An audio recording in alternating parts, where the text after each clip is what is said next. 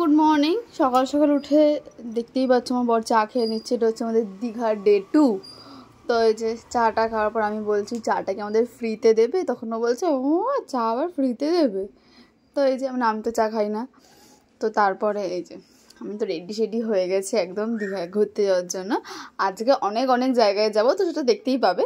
তো তারপরে এই যে বেরিয়ে পড়েছি, শুধু আগে চলে যাই, হাতটা আবার টেনে ক্যামেরার সামনে আনতে হয়।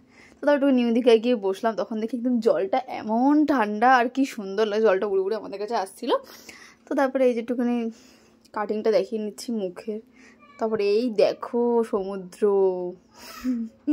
না, মানে সবাই দেখেছে, আমি বলছি সবাইকে দেখার জন্য যদি আমি ভিডিও করেছি। তো এই যে দেখো কি সুন্দর লাগছিল না, খুব ভালো লাগছিল। তারপরে দুপুরবেলা যখন আমরা স্নান করতে নামি তখন তো সমুদ্রের জল যে কোথায় চলে যায় মানে আমি তো ভেবে পাই না। তো এই যে দেখো কি সুন্দর লাগছে। তো তারপরে আমি ওখানে কিছুক্ষণ এখানে বসেছিলাম, ফটো তুললাম এই যে। আর তারপরে ওখানে ফটোর লোকগুলো যা জ্বালায় মানে মাঝে মাঝে মনে হয় যেন হ্যাঁ একটা ফটো তুলে মালা দিয়ে দিন, এত ফটো তোলার ওদের ইচ্ছা। তারপরে একটুখানি জলটা পা দিতে ইচ্ছা করলো, তো একটু পা দিয়ে নিলাম। খুবই ঠান্ডা আর খুব সুন্দরও লাগছিল, দেখতেই পাচ্ছ। মানে আমরা দাঁড়িয়েছিলাম হচ্ছে নিউ দীঘার যেটা প্লেন যে জায়গাটা রয়েছে ওখানটা দাঁড়িয়েছিলাম। তো দুজন দাঁড়িয়ে থাকার পর তারপরে মনে পড়লো যে না খিদে পেয়েছে, আর জল ঘাটলে হবে না, তো লাচ্চা পরোটা না কি বলে এটাকে, পেটাই পরোটা খেয়ে নিলাম। তারপর টোটো করে বেরিয়ে গেছি। টোটো করে কোথায় যাচ্ছি আমরা বলো তো, কোথায় যাচ্ছি? না আমি বলে দিচ্ছি, কী করে জানবে। তো আমরা চলে গেছি মোহনা। তো মোহনায় গিয়ে তো আমি তো মাছ দেখে পুরো অবাক, মানে আমি ফার্স্ট টাইম মোহনায় গেছি আর আমি তো মাছ দেখে, আমি তো এই সাইজের পমফ্রেট দেখেছি, আর এই সাইজের পমফ্রেট দেখে তো আমার মাথা খারাপ হয়ে গেছে। বিরাট বড় ইলিশ, তারপরে খুব সুন্দর লাগছিলো। জায়গাটার তো কোনো কথা হবে না, এত সুন্দর জায়গা। মানে এই সাইডটা কোনো ঢেউ নেই, মানে কি বলে ওটাকে, গঙ্গা না ওটা কি বলে ও হবে তো আমি জানি না। তো তারপরে এই যে জায়গাটার জলটা আর এইদিকে জলটা খুবই সুন্দর, মানে একদম জল ফল গায়ের মধ্যে চলে আসছিলো, এত খুবই ভয় লাগছিলো কারণ এত ঢেউ আসছিলো বড়। তো এই দেখো খুব সুন্দর জায়গা, খুব মানে আমার ইচ্ছা আছে, লোকে উদয়পুর বলে, তো মানে উদয়পুর থেকে আমার মোহনা জায়গাটা খুব ভালো লেগেছে। মানে উদয়পুর তো আমার জন্য নয়, তো সেই জন্য আমার খুব কষ্ট। তো সে যাই হোক, তো ওই জন্য আমার মোহনাটা খুব ভালো লেগেছে। তো মোহনাটা আমি তো এবারে গেলে ঠিক করেছি মোহনায় বেশিক্ষণ গিয়ে বসে থাকবো, ওখানে আমার খুব ভালো লেগেছে। এই দেখো জায়গাটা মানে সিরিয়াসলি অসাধারণ, মানে কোনো কথা হবে না।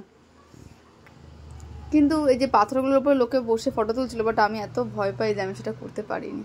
শুধু পা হয়ে যাচ্ছিলাম, একটু জল লাগছিলো পায়ের মধ্যে, গায়ে জল ছিটকে আসছিলো, এতটুকুই করেছি আমি।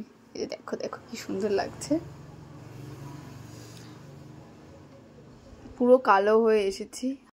তো তারপরে এই যে এনাকে বললাম একটুখানি আসো ক্যামেরার সামনে। তারপরে আমার প্রচণ্ড ভয় লাগছিল কারণ বালিটা পায়ের তলা থেকে সরে যাচ্ছিল, মানে প্রচণ্ড ভয় পেয়ে গেছিলাম আমি। মানে আমার এটা ছোটোবেলাতে গিয়ে আমার এই প্রবলেমটা হয়েছিল, বালি সরে যাচ্ছিল। তো তারপরে এই যে ঘুরে নেওয়ার পর তারপরে আবার টোটোয় উঠে গেছি। টোটোয় উঠে যাওয়ার পর আবার আমরা একটা জায়গায় যাচ্ছি। তো সবাই অনেকেই জানো কোথায় যাচ্ছি, অনেকেই জানো না, তো সেটা দেখতে পাবে। দেখো কত সুন্দর জায়গা দিয়ে সামনাসামনিতে আমরা যাচ্ছিলাম, কিন্তু দাঁড়ানোর মানে সময় থাকলেও এত গরম লাগছিল, রোদের মধ্যে একটু ভালো লাগছিলো না দাঁড়িয়ে ফটো তুলি বা কিছু। তারপরে বড়ার শরীরটা একটু খারাপও ছিল, তো ওই জন্য সব মিলিয়ে আর সেরকমভাবে ঘোরা হয়নি, কিন্তু ভালোই ঘুরেছি। মোটামুটি জায়গায় সবই ঘুরেছি, শুধু ওল্ড দীঘাটা আমাদের যাওয়া হয়নি। তো এটা রাত্রিবেলা গেছিলাম তো ওল্ড দীঘাটায়, তো সকালটা যাওয়া হয়নি। আর এই যে এটাই মনে হয় সেই পুরীর টাইপের একটা মন্দির বানাচ্ছে, মানে পুরীর মন্দিরই বানাচ্ছে এখানে। তো এই যে আমি দেখতে যাচ্ছিলাম, আমি এমনি দুবার দেখলাম এরকম মন্দিরটা, বাট এখনও কমপ্লিট হয়নি, অনেকই বাকি, প্রচুরই বাকি, বাট আমি আসল পুরী দেখিনি। তো দেখা যাক, এই যে দেখছি আমি এখানে।